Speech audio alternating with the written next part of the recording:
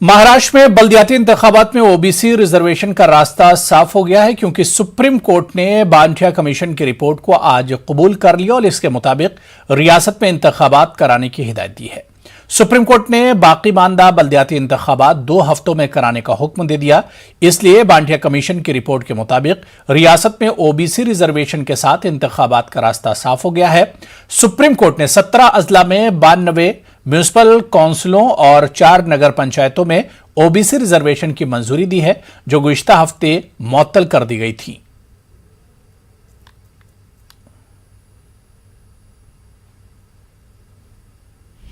मुझे इस बात की बहुत खुशी है कि हमारी सरकार ने ओबीसी आरक्षण फिर से लागू करवा लिया है।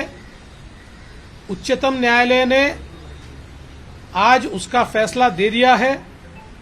हमारी सरकार ने जो रिपोर्ट सुप्रीम कोर्ट को सौंपी थी, सुप्रीम कोर्ट ने उस रिपोर्ट को स्वीकारा है। महाराष्ट्र में फिर से ओबीसी आरक्षण लागू हुआ है।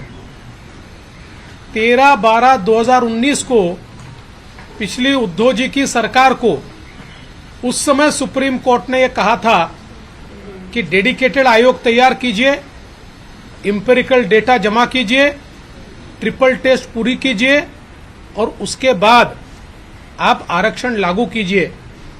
15 महीने जब उस सरकार ने कुछ नहीं किया तो सुप्रीम कोर्ट ने ओबीसी आरक्षण स्थगित कर दिया। उसके बावजूद सरकार लगातार समय पास करती रही।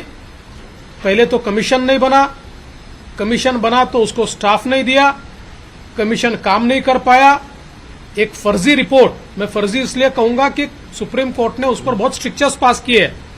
इस प्रकार की एक रिपोर्ट सुप्रीम कोर्ट में दाखिल की गई, जिस रिपोर्ट को सुप्रीम कोर्ट ने नकारा और उसके बाद राज्य के ओबीसी आयोग ने कहा यह रिपोर्ट हमने तैयार ही नहीं की है और हमको इस रिपोर्ट की कोई जानकारी नहीं है। मुझे ऐसा लगता है कि उसके बाद लगातार हम ये कह रहे थे कि इसमें जनगणना की आवश्यकता नहीं है, ये सेंसस का विषय नहीं है, ये इंपेरिकल डेटा का विषय है। एक साइंटिफिक स्टडी करके जो निष्कर्ष निकलते हैं, ऐसा इंपेरिकल डेटा हमको देना है। 2 महीने में सरकार वो कर सकती है, लेकिन सरकार लगातार टालमटोल करती रही।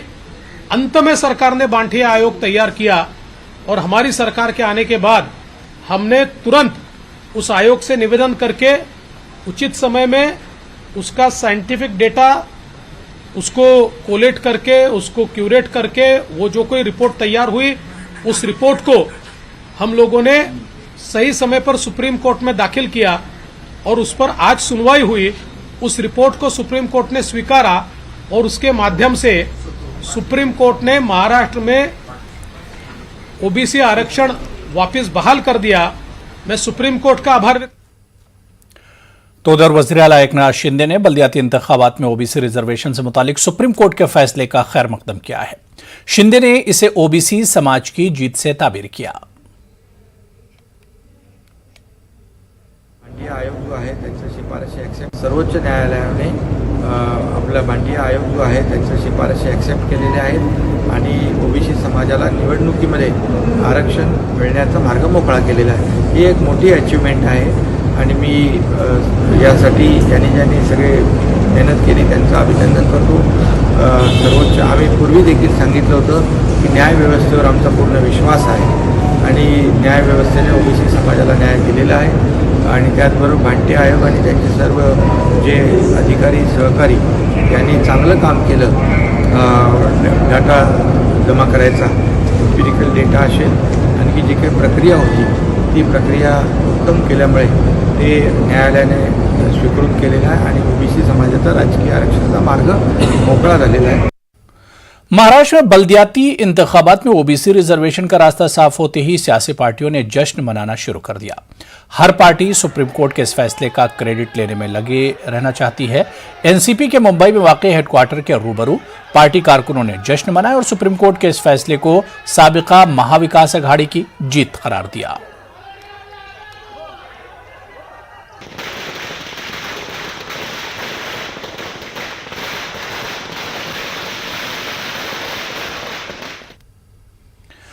महाराष्ट्र के सियासी खींचतान पर सुप्रीम कोर्ट में दाखिल अर्जियों पर समाअत हुई। समाअत के दौरान अदालत ने मामले को बड़ी बेंच को मुंतकिल करने के इशारे दिए। अदालत के मुताबिक इस मामले में कई आईनी नुकात हैं जिन पर बड़ी बेंच तश्कील देने की जरूरत है। अदालत ने सभी फरीक से हलफनामा दाखिल करने को कहा। तब तक अदालत ने अरकान असेंबली के खिलाफ कोई कार्रवाई न करने को कहा है। समाधानी आहोत, कारण जे काही आज ॲफिडेव्हिट करायला 27 तारखेपर्यंत सांगितले, पुढची तारीख दिलेली आहे। जे काही सरकारच्या विरोधामध्ये जे लोक कोर्टात गेले होते त्यांनी जे काही त्यांच्या 3-4 मागण्या होत्या आणि त्यांना रिलीफ पाहिजे होता, स्टे पाहिजे होता, कुठलाही स्टे रिलीफ सुप्रीम कोर्टाने दिलेला नाही। कारण आम्ही जे सरकार स्थापन केलं ते घटनेच्या आणि कायद्याच्या तरतुदी बघूनच केलेलं आहे। त्यामुळे स्पीकरचं निवडणूक असू द्या, मुख्यमंत्र्यांचं शपथविधी असू द्या किंवा ट्रस्ट वोट असू द्या, हे सगळं नियमानुसार केलेलं आहे नक्की। आणि याच्यामध्ये आमचा पूर्ण विश्वास न्यायव्यवस्थेवर आहे। लोकशाहीमध्ये कायदा, घटना आणि नियम याला महत्त्व असतं। त्यामुळे आम्ही त्या सर्व बाबी बघूनच आम्ही सर्व निर्णय घेतलेला आहे। त्यामुळे त्यांना जे काय हवं होतं ते त्यांना मिळालेलं नाही। फक्त जे काय आता ते स्वतः आणखी काही त्यांचं स्टेटमेंट आहे, मी बघितलं मगाशी, स्वतःची पाठ थोपटून घेत आहेत। ठीक आहे, त्यांचं त्यांना समाधान मिळू दे, परंतु या ठिकाणी जे या सरकारचं जे काही कामकाज आहे, सरकारचं कामकाज जे आहे उत्तम प्रकारे चालेल, सर्व समाजातल्या सर्वांना न्याय देणारं काम करेल, विकासाचं काम करेल आणि या राज्याला सर्वांगीण विकास करण्याचं काम आम्ही करू। महाराष्ट्र में शिवसेना बिखराव का शिकार हो रही है। ठाकरे परिवार की शिनाख्त वाली पार्टी को आज बका का खतरा है। मुंतशिर होती पार्टी को जमा करने का बीड़ा आदित्य ठाकरे उठाने जा रहे हैं। आदित्य ठाकरे 21 से 23 जुलाई तक लोगों से मुलाकात करेंगे। आदित्य ठाकरे पहले मरहले में भिवंडी, नासिक, संभाजीनगर, शिरडी और डिंडोरी की यात्रा करेंगे।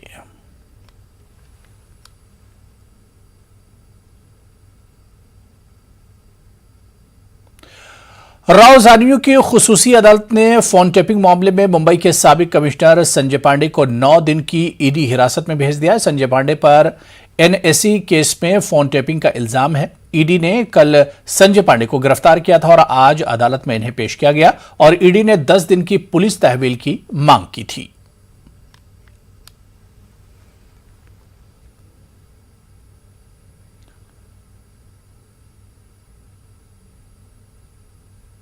साबिक मुंबई पुलिस कमिश्नर संजय पांडे के फोन टेपिंग मामले में गिरफ्तारी अमल में आई है। संजय पांडे की गिरफ्तारी पर बीजेपी लीडर और साबिक रुकन पार्लियामेंट किरीट सोमैया ने संजय पांडे की गिरफ्तारी को जायज करार दिया है।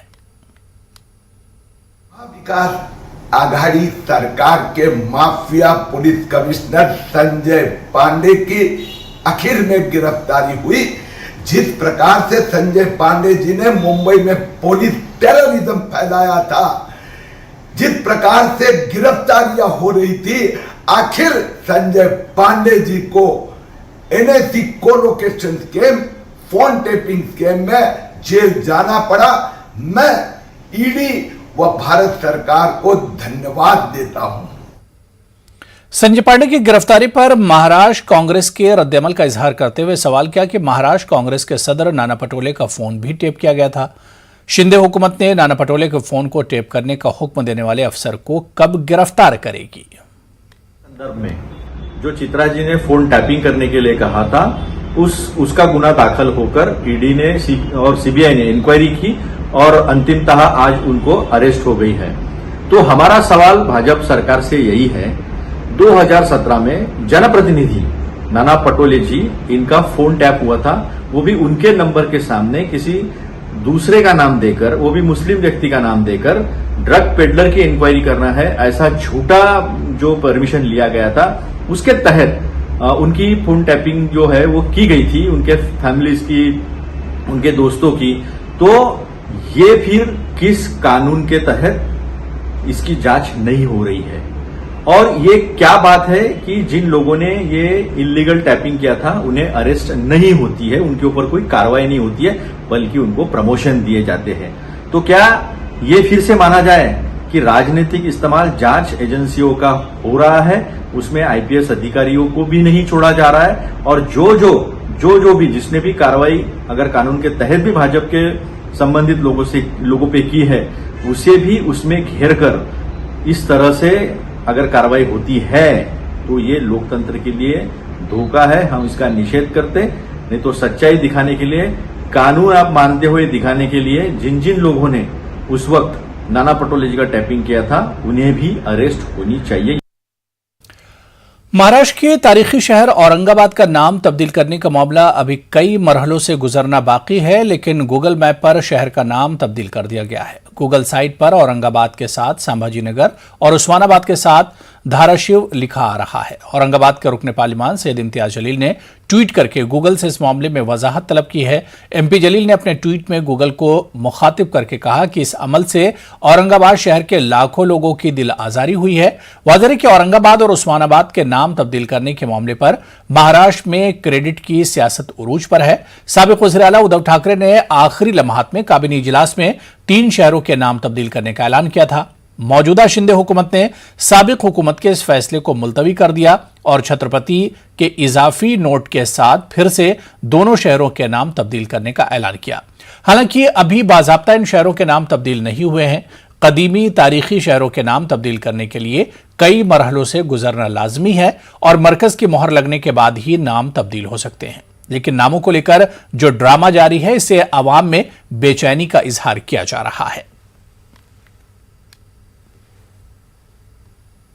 खबर मौसम से जुड़ी है। महाराष्ट्र में बारिश की शिद्दत में मामूली कमी आई है, ताहम बारिश का सिलसिला आज भी जारी है। महकमे मौसमियात के मुताबिक बुध से इतवार तक मुंबई, ठाणे, पालघर, रायगढ़, रत्नागिरी, सिंधुदुर्ग, धुले, नंदुरबार, जलगांव, नासिक, पुणे, बीड़, परभणी, जालंधर, जालना, औरंगाबाद, शोलापुर, सांगली, सतारा, कोल्हापुर, अहमदनगर और उस्मानाबाद अजला में बारिश होगी, लेकिन कोई अलर्ट जारी नहीं किया गया है। दूसरी तरफ बुध से इतवार के दौरान हिंगोली, नांदेड़, लातूर, अकोला, अमरावती, भिंड, बुल्डाना, चंद्रपुर, गढ़चिरौली, नागपुर, गोंडिया, वर्धा, वाशिम, एवतमहल अजला के लिए येलो अलर्ट जारी किया गया है।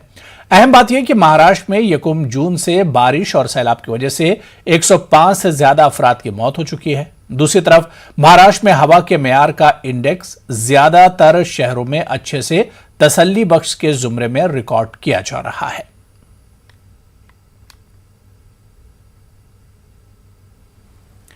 महाराष्ट्र के विदर्भ में जारी बारिश के सबब लोगों का बुरा हाल है। बारिश की वजह से अमरावती शहर के मुस्लिम अक्सरी इलाकों में जिंदगी बेहाल हो गई है। बारिश के मौसम में नित नई बीमारियां इलाके में जन्म ले रही हैं। अगर बात इलाके की सड़कों की जाए तो सड़कों की बदहाली के बायस लोगों का चलना फिरना मुहाल हो गया है।